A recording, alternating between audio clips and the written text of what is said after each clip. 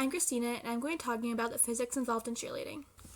Before we get started, I'm going to talk a little bit about the history of cheer. The first cheer team was actually an all-male pep squad formed at Princeton University in the 1880s. It was formed just a few years after the first official football game between Princeton University and Rutgers University in order to provide extra support to the players. From there, colleges all around the U.S. began to form their own pep squads. These men were not officially called cheerleaders until a man named Johnny Campbell picked up a megaphone during a University of Minnesota football game on the first organized cheer ever recorded. It wasn't until 1923 that women were officially allowed to join cheerleading teams. After women joined, cheerleaders began to first incorporate the tumbling and acrobatics that are so popular today into their routines. Over the next few decades, cheerleading quickly became one of the most popular sports for kids in the U.S. It could be found in virtually every college, high school, and middle school throughout the country. All-Star cheerleading began in the late 80s and grew rapidly through the 90s.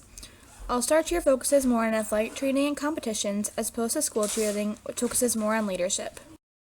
As of 2016, an estimated 1.5 million athletes from over 40 different countries are involved in the sport. These cheerleaders compete 2-minute 30-second routines, complete with standing tumbling, stunting, jumping, running tumbling, basket, pyramid, and dance sections over an 11-month season that lasts from June of one year to May of the next. I joined my first cheer team in 2010 and have been doing it ever since.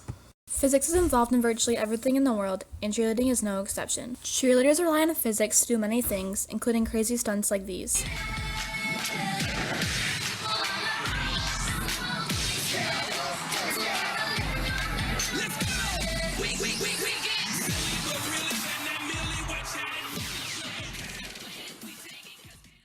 Newton's first law states that an object in motion will stay in motion unless acted upon by an outside force. This is an important component in stunting. When a flyer is thrown to the air, they will keep moving down until they are either caught by the bases or they fall to the ground, which acts as the outside force. Another large part of stunting is momentum. When bases are catching a flyer, the flyer has a lot of momentum because they want to continue moving in the direction gravity is pulling them. After a cradle, when the bases catch the flyer, the momentum of the flyer is transferred through the base's arms, so momentum is conserved. Gravitational force is also a large part in stunting. If no forces were acting on a flyer while she was thrown into the air, she would continue rising forever. However, because the flyers always come back down, we know that the force of gravity is acting on them.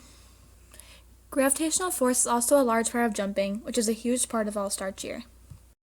Before they jump, cheerleaders must bend their legs in order to build up the potential energy to provide the force needed to jump into the air.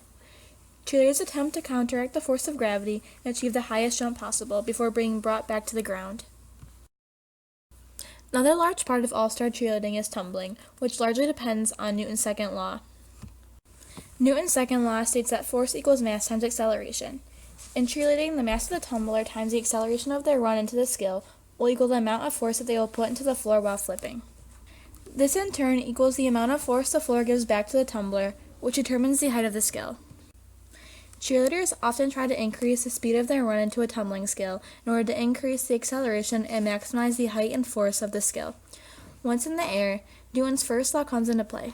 A cheerleader that is in motion will stay in motion, which is why it's so easy for cheerleaders to flip their bodies over.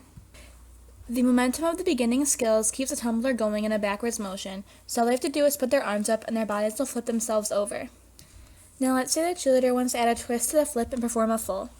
In order to initiate the twist, a cheerleader must pull their arms across their body. This creates torque, which is the driving force behind the spin. It allows the tumbler to twist their body through application of force in the feet and arms. Torque plus momentum plus the angle of the arms, feet, and hips is what allows the tumbler to twist. I hope you enjoyed learning a little bit about the physics involved in cheerleading and learned that cheer is a lot more than just waving pom-poms on the sidelines during a football game. Not really, 'cause I think that I found myself a cheerleader.